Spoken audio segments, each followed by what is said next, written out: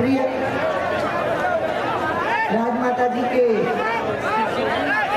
पुत्र के पुत्र, मेरे बहुत लाडले भतीजे, आप सबके लाडले नेता श्री ज्योतिरादित्य जी सिंधिया जी,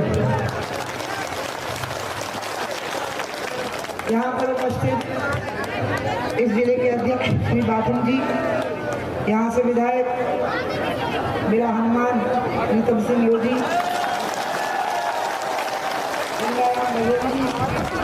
बाकियों के नाम भूल जाना है, माफी मांग रही हूँ, सबके नाम नहीं लूंगी।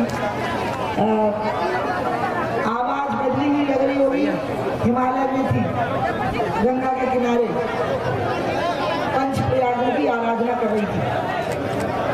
गंगा 5 प्रयागों को मिलकर बनती है, तो चौथे प्रयाग पे थी और भैया का फोन आया कि आपको आना है। हिमालय से चल के आई हूँ, वोट डाल दिया 26 तारीख को, फिर यहाँ आ गई हूँ। मैं आपको संक्षेप में पहले ये बताऊंगी कि सिंधिया परिवार का भाजपा की सरकार बनाने में कितना बड़ा रोल रहा है। मध्य प्रदेश में कुशाभाऊ ठाकरे जी ने अपनी तपस्या से जनसंघ को खड़ा किया। जनसंघ की छवि बहुत अच्छी थी, लेकिन जनसंघ में इतनी शक्ति नहीं थी जो कांग्रेस को पराजित करती। शक्ति थी राजमाता विजया राजे सिंधिया जी में, और इसलिए कुशाभाऊ ठाकरे जी का और हमारे संघ के वरिष्ठ स्वयंसेवकों का सबका संपर्क राजमाता जी से बढ़ा। कांग्रेस की सरकार के अत्याचार इतने बढ़ गए थे कि राजमाता जी उसको बर्दाश्त नहीं कर पाई। राजमाता जी सड़क पे आ गई, पैदल चली और गवर्नर में यहाँ पर पहुंची और अपने साथ विधायकों की लिस्ट दी कि मैं कांग्रेस में हूँ, लेकिन ये सरकार अत्याचारी और भ्रष्टाचारी हो गई है, इसलिए इस सरकार को नष्ट करना चाहती हूँ और बहुमत उनके साथ नहीं रहेगा। तब अम्मा ने सरकार बनाई, 1969 की बात है। यहाँ के गुप्ता जी उसमें मंत्री बने, कैबिनेट मिनिस्टर, उनके बेटे आज भी यहाँ बैठे हुए। हाँ, लक्ष्मी नारायण गुप्ता जी। अगर अम्मा ने उस समय पर कांग्रेस को गिरा करके जनसंघ के साथ मिलकर सरकार न बनाई होती तो यहाँ भाजपा कभी इतनी ताकतवर न बन पाती है। आप ध्यान रखिए, हमारी छवि अच्छी रहती, हमारे नेताओं की छवि अच्छी रहती, लेकिन हमारी जो शक्ति है वो राजमाता विजया राजे सिंधिया जी की। ठीक मैंने देखा कि आदरणीय ज्योतिरादित्य जी ने उसी इतिहास को रिपीट कर दिया। मैंने ज्योतिरादित्य जी को कब देखा? अम्मा के कमरे में इनकी एक फोटो लगी थी जब ये 4 साल की उम्र थी इनकी, उस समय का।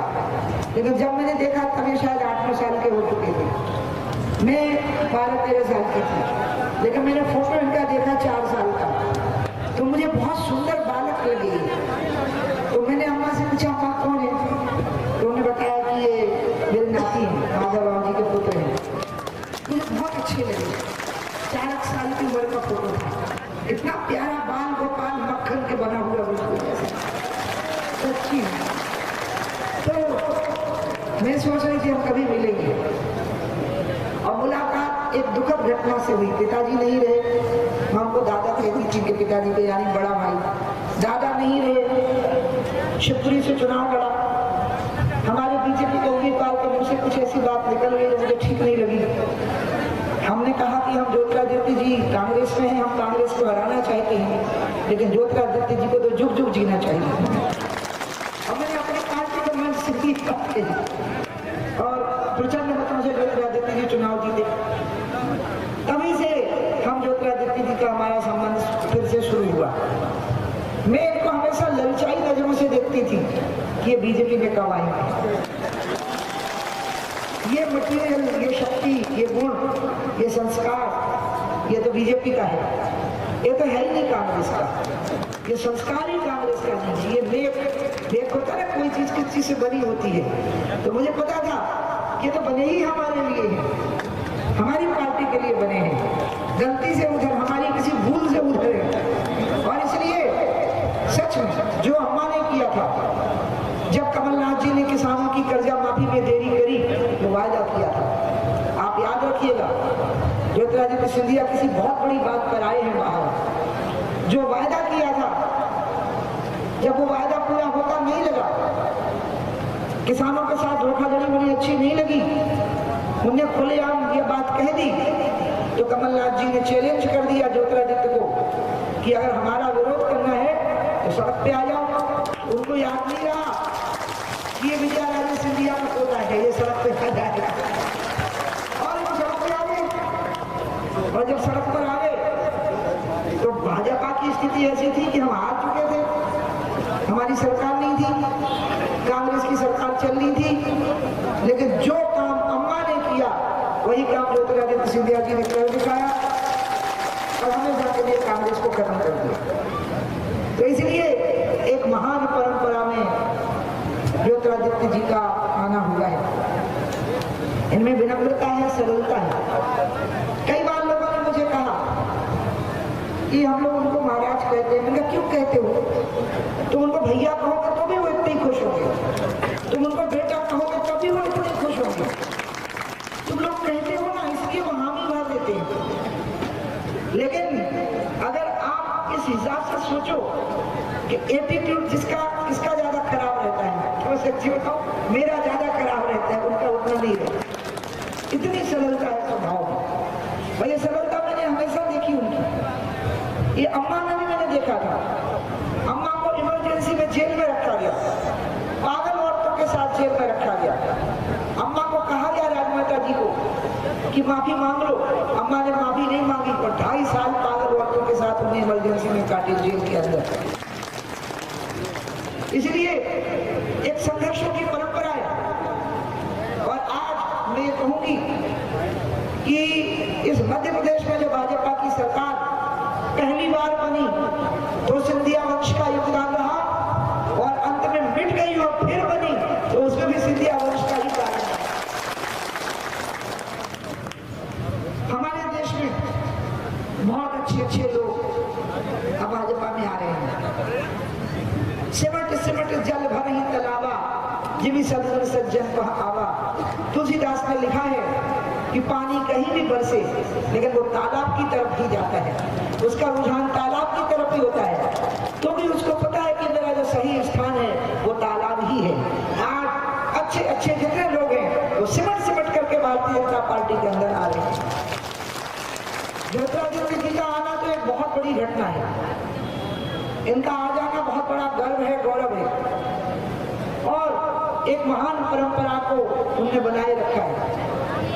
अम्मा का तो मेरी जिंदगी में बहुत बड़ा योगदान रहा। अम्मा ने मुझे 8 साल की उम्र में प्रवचन करते सुना, और तब से उन्हें जैसे अपने आंचल के नीचे मुझे रख लिया, और मेरी इतनी बड़ी गलतियां उन्हें माफ करवाई हैं, क्योंकि मेरे को राजनीति की समझ नहीं है। मैं राजनीति में हूँ लेकिन राजनीति की समझ नहीं है, तो मैं कुछ भी बोल देती थी। भैया को तो याद भी नहीं होगा, छोटा था भैया, 96 की बात है। मैंने 20 चुनाव में अंतशंत बोल दिया, लोकसभा के चुनाव में भाजपा के खिलाफ। सब घबरा गए, अडवाणी जी अटल जी सबके चेक क्या हो गया। तो अम्मा बोली कि अम्मा की शरण में गए सब, तो अब अम्मा ने बुलाई प्रेस कॉन्फ्रेंस, और अम्मा ने कहा अरे संत हैं, संतों के वचन ऐसे ही आप ऊपर से बच्चा है। तो मैंने कहा अम्मा 36 साल का बच्चा नहीं होता। तो बोली नहीं, आप में योगी हट है, आप में बाल हट है, और आप में राज हट भी है, क्योंकि आप राजनीति में, इसलिए मैंने ऐसा बोला।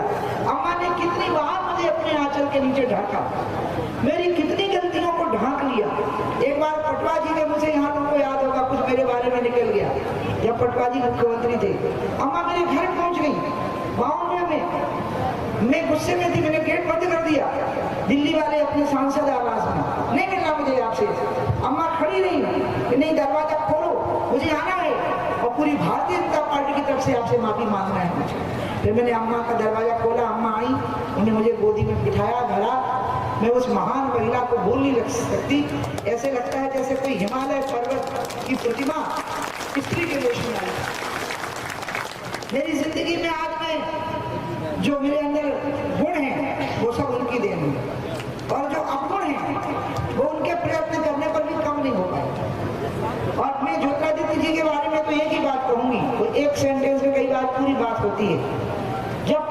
बीजेपी में दोबारा लाने की बात आई, पहले निकाल दिया फिर लाने की बात आई। प्रीतम ने मुझसे कहा कि पार्टी के सब नेताओं ने संपर्क किया है कि बीजेपी में आ जाओ, तो मैं क्या करूं? मैंने कहा सिर्फ ज्योतिरादित्य सिंधिया का भरोसा करना। प्रीतम खुद इस बात को कबूल करेगा। मैंने कहा ज्योतिरादित्य सिंधिया का भरोसा करना, वो आदमी अपने वचन का धनी है, वो प्राण समय पर वचन न जाई वाला व्यक्ति है। और मैंने कहा तो कहें तब तुम बीजेपी में आ जाना। उन्होंने कहा और फिर उन्होंने जहां उन्होंने कहा वहां जाकर के इसने प्रीतम ने बीजेपी ज्वाइन कर ली। इसलिए जब हिमालय में मेरे को खबर गई, मैं कोई गुस्से में नहीं गई थी। मैं मोदी जी से कैसे गुस्से हो सकती हूँ? मोदी जी तो मेरी जिंदगी के जो सपने मैंने बचपन से देखे हैं उसकी साकार प्रतिभा है मोदी जी मेरे लिए। हम जैसा नेता इस देश का देखना चाहते थे, जो गरीबों के दुख दर्द को समझता हो, महसूस करता हो, वो मोदी जी हैं। और इसलिए 2014 में जब रिजल्ट आया तो मुझे रोने की आदत नहीं है, रुलाने की आदत जरूर है, लेकिन उस दिन मैं रोने लगी थी, अपने आप आंखों से आंसू गिरने लगे थे। हे भगवान, ये मोदी जी व्यक्ति नहीं है बल्कि भारत की जनता की सपनों का, आकांक्षाओं का एक अवतार हुआ है मोदी जी के लिए। अभी मैं चुनाव क्यों नहीं लड़ी वो मैं बता देती हूँ। 19 का मैंने कहा कि गंगा जी का काम करना है, फिर मेरे पाँव में, बाएं पाँव के पंजे में फ्रैक्चर हो गए दोनों। फिजियोथेरेपी होते होते अप्रैल आ गया, कोरोना लग गया, आपको पता होगा, कंट्री लॉकडाउन हो गई।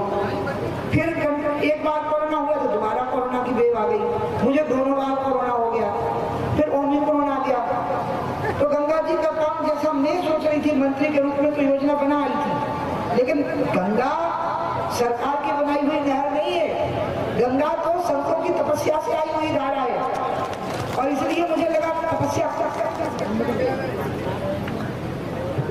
इसके किनारे चलते हुए तो मैंने अमित शाह जी की अनुमति ली। अमित शाह जी ने मेरी बहुत प्रशंसा की पार्लियामेंट बोर्ड में और कहा कि ऐसे कम लोग होते हैं जैसे दीदी है, इसलिए हम दीदी को 19 में चुनाव नहीं लड़ने की छूट देते हैं और तो पार्टी का उपाध्यक्ष बनाते हैं।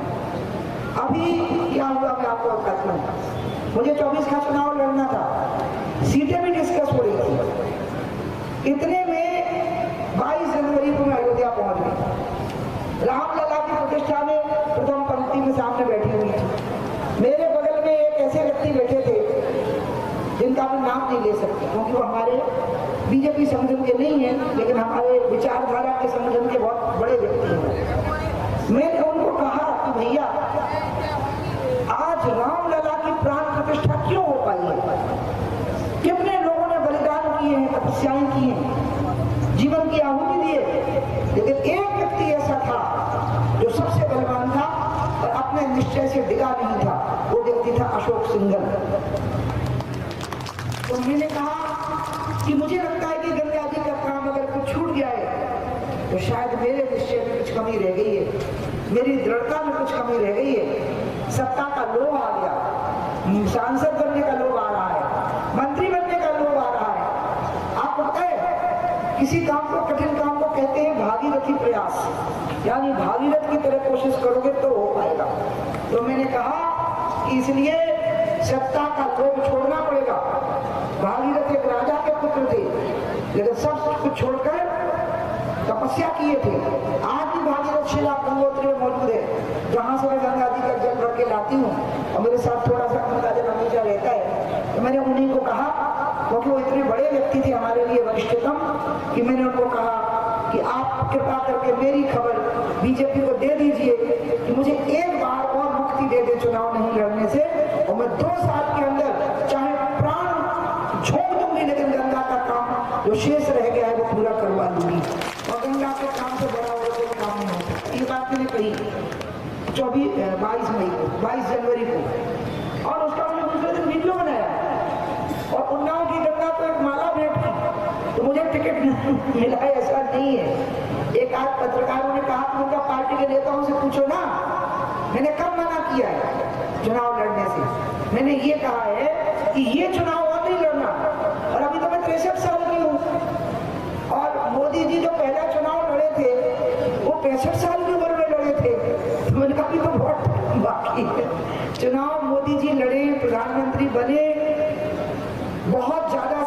जीते, वे 400 पार कह रहे, हम तो 500 पार कह रहे हैं।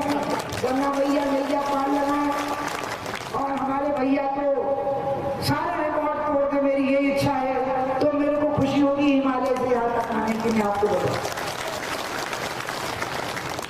मैं अपनी पार्टी को खून पसीने से जिन लोगों ने बनाया है अम्मा जी के आंचल के नीचे, उनमें से एक मैं भी हूँ। क्या कोई माता अपने हाथ से अपनी संतान का अहित कर सकती है? आप मुझे बताइए। ये तो हमारे खून पसीने से सींची हुई पार्टी है। इसलिए भैया ने जैसे ही कहा, मैंने कहा मैं जरूर आऊंगी और आपके लिए वोट मांगकर मैं धन्य हो जाऊंगी और मैं गंगा जी का आशीर्वाद देकर के आऊंगी आपको, क्योंकि ये देश जल्दी ठीक होने वाला नहीं है। आपको मोदी जी को बहुत समय देना पड़ेगा, क्योंकि इस देश की जो समस्याएं हैं उनकी जड़ें बहुत गहरी हैं। ये मोहम्मद गौरी के समय से है, ये महमूद गजनबी के समय से है, ये मुगल काल से है, ये अंग्रेज काल से है। और मुगल और अंग्रेज तो चले गए, पर शुरू के दौर में जो कांग्रेस के नेता आए, जब अम्मा ने कांग्रेस छोड़ी थी तो उनमें मुगलों वाले दुर्गुण भी थे और अंग्रेजों वाले दुर्गुण भी उनके अंदर थे। उस सब का जो परिणाम है वो देश भुगत रहा है। और ये हजारों साल की जो परेशानियां हैं, इसके लिए ठीक करने के लिए कम से कम 25-30 साल चाहिए भारतीय जनता पार्टी को केंद्र में शासन में रहने के लिए। अमीर और गरीब के बीच का अंतर हम मिटने लगा है। मुद्रा योजना, आयुष्मान योजना, उज्ज्वला योजना, सबसे बड़ी बात लोग मुझे पूछते हैं कि मोदी जी ने सबसे बड़ा काम क्या किया। मैं आज जैसे मैंने ज्योतिरादित्य जी का बताया कि मैंने प्रीतम को कहा कि सबसे भरोसेमंद नेता है ज्योतिरादित्य का भरोसा करना, वो जो कहे वो करना, वो बात से चलते नहीं है। इसी तरह से अगर आप मुझसे पूछें कि भारत को मोदी की सबसे बड़ी देन क्या है, तो भारत को मोदी की सबसे बड़ी देन है कि उन्हें हमें भारतीय होने का गर्व प्रदान किया। आज पूरी दुनिया में हमें सम्मान की और इज्जत की नजर से देखा जाता है, क्योंकि हम हिंदुस्तानी, हम हर क्षेत्र में आगे बढ़ रहे हैं। हम सूरज की ओर बढ़ रहे हैं, हम चंद्रमा की ओर बढ़ रहे हैं, हम मंगल की ओर बढ़ रहे हैं। पहली बार ऐसा हो रहा है जब मुस्लिम देशों में मंदिर बन रहा है। अयोध्या में तो मंदिर बना ही, मुस्लिम देशों में मंदिर बन रहा है। मुस्लिम देशों को हमारे मंदिर पर कोई आपत्ति नहीं है, यह स्थिति बन गई। और जब मोदी जी वो हाथ में चुनरी और ऊपर रखा हुआ छत्र लेके जब पैदल चले हम लोगों की आंखों के सामने से, आपने भी देखा होगा, और जब वो अयोध्या के रामलला के मंदिर की सीढ़ियां चढ़े तो मुझे लगा हे भगवान, 500 साल से इंतजार था इस घड़ी का जो मोदी ने किया था। अब आगे की लड़ाई और बड़ी है। राम आ गए, अब राम राज जाना है। राम के बाद अब राम राज जाना है। और अगर राम राज जाना है तो वो अकेले मोदी जी से नहीं होगा, उनको सहयोगियों की जरूरत पड़ेगी। राम राज्य को लाने के लिए भगवान राम को सहयोगियों की जरूरत पड़ी थी, हनुमान की जरूरत पड़ी थी, लक्ष्मण की जरूरत पड़ी थी, गुरु वशिष्ठ की जरूरत पड़ी थी। सबने मिलकर के राम राज्य की स्थितियों का निर्माण किया था।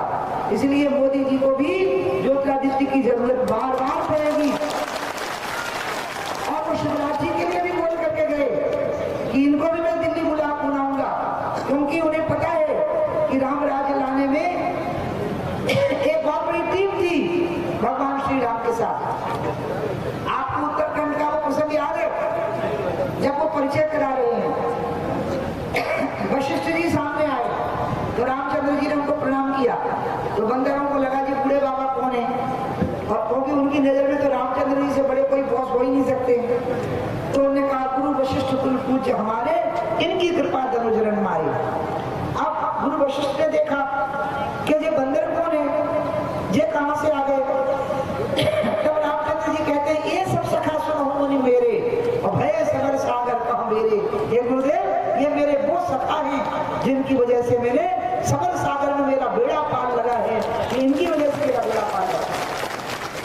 आज मोदी जी ने आपका भरोसा किया है, सर्वहारा वर्ग का भरोसा किया है, गरीब वर्गों का भरोसा किया है, महिलाओं का भरोसा किया है, गरीब वर्गों के नौजवानों का भरोसा किया है। जब रावण के खिलाफ लड़ाई हुई थी तो देश की गरीब जनता है, मोदी जी के साथ देश की गरीब महिलाएं हैं, मोदी जी के साथ देश का गरीब नौजवान है। हर गरीब को ऐसा लगता है जैसे मोदी जी हमारे हैं। मैं मोदी जी का बहुत सम्मान करती हूँ। मैं जब 12 साल की थी तब से मैं मोदी जी को जानती हूँ और मोदी जी ये बात बोले भी। एक दिन एक प्रोग्राम चला, उसमें उन्होंने कहा कि वहाँ जब 12 साल की थी तब ही ये ऐसी ही थी, जिद्दी थी, बुद्धिमान थी, शैतान थी। और वो बोल रहे थे, सार्वजनिक बोल रहे थे, लाइव टेलीकास्ट हो रहा था। मोदी जी ने हमेशा मेरा बहुत सम्मान किया है। मुझे अन्य मंत्रियों को उमा कह करके बोलेंगे, लेकिन मुझे उमा बहन कह के बोलते हैं। अमित शाह मुझे दीदी कह करके बोलते हैं। लोगों को लगता है कि पार्टी में मेरा सम्मान नहीं होता, पार्टी में मेरा बहुत सम्मान होता है। लेकिन बस एक बात है, कुछ बातें ऐसी हैं, आप मुझे माफ कर दो उन बातों के लिए, आखिर सीखा अम्मा से है ना, इसलिए कुछ बातों में मानती नहीं हूँ। तिरंगा का मामला आया तो अटल जी और आडवाणी जी की नहीं मानी। मैंने कहा कि नहीं, मैं मुख्यमंत्री की कुर्सी छोड़ दूंगी, वो दोनों मना कर रहे। मैंने कहा नहीं, तिरंगा की शान बड़ी होती है, मुख्यमंत्री की कुर्सी बड़ी नहीं होती। गंगा की बात आई, गंगा हम चुनाव में लड़ी तो कई बार नहीं मानती हूँ बात, लेकिन जो काम मैं कर रही होती हूँ वो देश हित में ही होता है, इसलिए वो इसकी प्रशंसा भी करते हैं, इसका सम्मान भी करते हैं और इसका आदर भी करते हैं। स्वयं ज्योतिरादित्य जी मेरी इन भावनाओं का बहुत सम्मान करते हैं, बहुत आदर करते हैं, मेरी इस आजादी का। मैं पार्टी का अनुशासन कभी नहीं तोड़ती, पार्टी गंगा को मानती है। मोदी जी गंगा के लिए बहुत व्याकुल रहते हैं, उनने गंगा के लिए 20,000 करोड़ रुपए की फंडिंग की, लेकिन जब किसी कार्यक्रम का सरकारीकरण हो जाता है तो बहुत सारी मर्यादाओं का पालन करना पड़ता है। 2-3 साल का तो कोरोना का ही सेटबैक आ गया, इसके कारण अन्यथा मोदी जी के मन में गंगा के प्रति आस्था वैसी ही है जैसी राम के मन में है, क्योंकि राम के लिए है। क्योंकि मैंने मोदी जी को कहा था कि भैया, मैं तुमको भैया ही कहती हूँ, बड़ा भाई, इनका भैया सीता जी को आशीर्वाद दिया था कौशल्या जी ने, अचल रहे अहिबात तुम्हारा जब लग गंग जमन जल धारा। जब तक गंगा और जमुना की धारा रहेगी तभी तुम्हारा सौभाग्य अखंड रहेगा। इसलिए राम के नाम को अगर अखंड रखना है तो गंगा की धारा को भी अखंड रखना पड़ेगा। गंगा के प्रति सबके मन में श्रद्धा का भाव है, देश के विकास के लिए भी सबके मन में श्रद्धा का भाव है। अब मैं बताऊं, मुझे बहुत अच्छा लगा कि हमारे मन से, इस मन से मैंने कांग्रेस के बारे में नहीं सुना। वो इस लायक नहीं है कि उनके बारे में बोला जाए, आखिर बोलने के लिए भी तो कुछ होना चाहिए ना, वो लायक तो हो। वो लोकतंत्र की बात करते हैं। बताओ इस देश में इमरजेंसी कौन लाया? कांग्रेस लाई ना। इमरजेंसी क्यों लाए? क्योंकि इंदिरा गांधी जी पिटीशन हार गई थी राजनारायण जी से, अपनी कुर्सी बचाने के लिए उन्हें देश में इमरजेंसी लगा दी। हिंदू सिख दंगे क्यों हुए बताओ? बदला लेने की भावना से हुए। भारत पाकिस्तान का विभाजन क्यों हुआ बताओ? कांग्रेस के समय पर हुआ। गांधी जी कह रहे थे मेरी लाश पर पाकिस्तान बनेगा, जिंदा गांधी के सामने कांग्रेसियों की बदौलत पाकिस्तान बन गया। अब तो मोदी का जमाना आया है जब पाकिस्तान के कुछ टुकड़े भले ही हिंदुस्तान में आ जाए, लेकिन अब भारत के बारे में कोई सोच भी नहीं सकता। तो इसलिए इनको तो बोलने का कुछ अधिकार ही नहीं बचा। अब बाकी के ये जो नेता हैं, मैं उनके नाम ही नहीं लेना चाहती, यूपी के, बंगाल के, इनका एक ही काम है मोदी जी को गाली देना। मैंने हमेशा इनको एक बात कही है कि आप विकल्प प्रस्तुत करिए कि जैसा देश हम चला रहे हैं आप देश कैसा चलाएंगे वो बताइए, प्रस्तुत करिए लोगों के सामने। जहां जहां आपको सरकार बनाने का मौका मिला है आप अपने वायदे पूरे नहीं कर पाए, और अगर आप विकल्प प्रस्तुत नहीं करेंगे तो फिर आपके खिलाफ वोट पड़ेगा। एंटी इनकम्बेंसी खाली सत्ता पक्ष के खिलाफ नहीं होती, एंटी इनकम्बेंसी विपक्ष के खिलाफ भी होती है कि ये विपक्ष में रहने के लायक नहीं है, और लोग आपको विपक्ष में रहने के लायक नहीं समझेंगे। और इसलिए ये तो इस लायक भी नहीं कि इनके बारे में बात की जाए। भारत को ठीक से चलाना है, माताओं बहनों को प्यार से और इज्जत से रहना है, नौजवानों के चेहरे पे चमक रखनी है, जवान के किसान के खेत में खुशहाली, सबके सामने भोजन की थाली और खेतों में हरियाली, तो मोदी के अलावा और कोई बात। और जैसे शरीर के अंग होते हैं वैसे ये सब मोदी जी के अंग हैं। और सबको ये जो एक बात कहते हैं ना, मोदी जी अपने अलावा किसी भी चलने नहीं देते, वो इसलिए कहते हैं क्योंकि उनको लगता है इस देश में खाली सोनिया गांधी की चलनी चाहिए और उनके लड़के की चलनी चाहिए। इनने जो नेशनल हेराल्ड के मामले में और इधर उधर जो पैसे की हेरा फेरी की है, तो कई बार लोग जब मुझे पूछते हैं तो उन्होंने क्यों की, तो उनका उसका कारण है कि उनके दिमाग में ये बैठ गया। आप कहते हो कि ज्योतिरादित्य जी अपने आप को राजा समझते हैं, नहीं, वो अपने आप को राजा और शहजादा समझते हैं, रानी और शहजादा। तो उनको लगा कि ये देश की संपत्ति नहीं हमारी संपत्ति है, तो इधर से उधर जो मन में आए वो कर लो। तो उनकी समझ में नहीं आया कि भारत है, भारत आजाद हो गया है, भारत में लोकतंत्र है और किसी दिन पकड़े जाएंगे। माँ बेटे दोनों ही जमानत पर है, अगर आपको पता हो तो दोनों के दोनों माँ बेटे जमानत पर, और भ्रष्टाचार के मामले। और इसलिए आप सभी लोग आगे का भविष्य देख करके चलो, नौजवान देश का भविष्य देख करके चले। भारत को जगत गुरु बनना है, भारत का जगत गुरु बनने का समय आ गया है। इसके लिए एक महायोगी, एक तपस्वी व्यक्ति चाहिए था और ज्योतिरादित्य सिंधिया जी को भारतीय जनता पार्टी में चाहिए था। इस मध्य प्रदेश में चमक लाने के लिए एक नौजवान चेहरा चाहिए था जिसके चेहरे पर मोती के जैसी चमक हो। और इसलिए जब वो आ गए तो मैं इतनी खुश हुई कि मैंने 2-3 दिन तो कुछ बोले ही नहीं, कहे भगवान कहीं मेरे बोलने से ही कुछ ना हो जाए। सच्ची बात इसमें हाथ ये डर कई बात मुझे रहता है कि भैया दूर रहना, क्या पता मेरे बगल में खड़े देखें और लोग कहें कि रो जाओ थोड़ी देर और रुकते हैं। इसलिए जब भैया आ गए, टीवी पे समाचार आने लगा, तब मैंने कहा कि ज्योतिरादित्य जी का कब से इंतजार था, हम कब से आपका इंतजार करते हैं।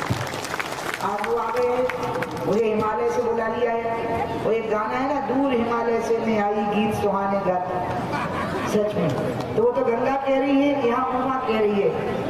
क्या दूर हिमालय से मैं आई गीत सुहाने गाती, बस्ती बस्ती जंगल जंगल शुभ संदेश सुनाती, बस्ती रोको दूर हिमालय से आई हूँ मैं कि वोट भी डालूंगी और ज्योतिरादित्य जी के लिए वोट भी मांगूंगी, देश के भले के लिए, प्रदेश के भले के लिए। अब वो मुझे मेरी बड़ाई कर देते हैं, मुझे बहुत शर्म आती है बड़ाई सुनने में, क्योंकि मैं बहुत मूर्ख किस्म का व्यक्ति हूँ, सच्ची बता दिया। अच्छा मुझे बताओ, अगर मुझे अकल होती, कोई मुख्यमंत्री की कुर्सी छोड़ता है? सरपंच की नहीं छोड़ता, मर जाएगा लेकिन नहीं छोड़ेगा। अभी में जा रहा होगा, कहेंगे चुनाव जीत के भैया तो सरपंच का मुर्दा उठ करके खड़ा हो जाएगा, छोड़ दी। अयोध्या जी में गोली खाने के लाने बैठे, मुलायम सिंह जी कह रहे कि माँ का दूध पिया, मैंने नहीं। मुलायम सिंह जी बोले अरे पर नहीं मार पाएगा, टांग में गोली मार दी जाएगी, हम तो उनको भाई साहब कहते हैं। तो हमने कहा भाई साहब अब तो को नहीं रहे, हमने कहा भाई साहब माँ का दूध पिया होगा तो अयोध्या पहुंचने से पहले रोक लेना, और हमने पिया होगा तो पहुंच के दिखाएंगे। अयोध्या पहुंच गए, हाथ में झंडा लिए हुए, बाद में जो मुलायम सिंह जी मिले तो मैंने कहा बताओ माँ का दूध किसने पिया भाई साहब? अरे बोले मान गए, तूने माँ का पिया, हमने भैंस का पिया। इसलिए हमें नहीं है राजनीति की समझ, हमें तो पता नहीं कैसे मुख्यमंत्री बन जाते हैं, कैसे मंत्री बन जाते हैं। भगवान की दया रहती है, भगवान की कृपा रहती है, अम्मा की छाया रहती है बहुत ज्यादा। वो आज नहीं है लेकिन मुझे नहीं लगता कि वो नहीं है, मुझे उनकी झलक हमेशा उनकी एक आभा मंडल है जो मेरे दृष्टि से कभी जाता नहीं है। और इसलिए मुझे बहुत खुशी हुई कि भैया ने मुझे कहा, मेरी पार्टी चौंक गई सुन करके जब मैंने पार्टी कार्यालय को सूचना दी, क्योंकि उन्होंने मान लिया था कि 22 जनवरी के संदेश का मतलब है कि ये 2 साल कुछ नहीं करेगी। और आज यहाँ पिछोर में बोल करके जा रही हूँ, 2 साल में गंगा जी का काम वैसे ही होगा जैसा 2017 में छीन लिया गया था, वैसा ही काम होगा। और मोदी जी ही सहयोग करेंगे उसमें, क्योंकि मोदी जी की इच्छा है कि काम वैसा है, इसलिए वो काम होगा। और मैं चुनाव पर लड़ी नहीं कि वो काम पूरा हो जाए, लेकिन अब होगा। मुझे अमित शाह जी ने खुद कहा दीदी गंगा जी को अभिरण करके दिखाएंगे, तो ये काम होना है, आप लोगों का आशीर्वाद चाहिए। तो बताइए, मैं इतनी दूर से आई हूँ आपका वोट मांगने के लिए, इस प्रदेश के विकास के लिए। मैं भले ही चली गई हूँ, तो शिवराज जी ने अच्छी सरकार चलाई, गन्ने का पीका लगा के चली गई और उन्हें अच्छी सिंचाई करी, तो बार बार गन्ने की फसल उगती है। और अब अंत में तो हमारा बहुत ही मीठा, गन्ने के फूल जैसा ही मीठा मोहन यादव हमारा। मोहन बिल्कुल मेरा सगा भाई जैसा है, सगा छोटा भाई जैसा। जब मोहन यादव मुख्यमंत्री बने तो सबसे पहले मेरे पास पहुंच गए, बहुत देर रात में सबसे मिलू के। तो मैंने मोहन का ऐसे मुंह देख पकड़ा और मैंने कहा, मुझे यकीन नहीं हो रहा है भैया, मेरी दुआ ऐसी पूरी हो गई तो मुख्यमंत्री बन गया। इतना अच्छा लगा मुझे उनका मुख्यमंत्री होना। मोहन बहुत सरल स्वभाव के, सरल प्रकृति के व्यक्ति हैं, बहुत सरल प्रकृति के, अच्छे मुख्यमंत्री बने। शिवराज जी भी बहुत सरल और शांत प्रकृति के रहे, इसलिए मुझे अफसोस नहीं होता कि मेरी तपस्या व्यर्थ गई। नहीं, मेरी तपस्या को शिवराज जी ने तपस्या से ही सरकार चलाई, और अब मोहन यादव भी अपने अलबेलेपन से बहुत प्रेम से इस सरकार को चलाएंगे और ये सरकार चलती रहेगी। मोदी जी को मध्य प्रदेश की 29 सीटों की कमल के फूलों की माला पहनाई जाएगी, लेकिन उसमें सबसे वजनदार कमल का फूल कहाँ का होना चाहिए ये बताओ? गुना शिवपुरी का। और गुना शिवपुरी में सबसे मजबूत पंखुड़ी किस विधानसभा की होनी चाहिए? तो ये कहने की बातें कि सच्ची बातें हैं? तो दोनों हाथ उठाओ, मुट्ठी बनाओ। मैं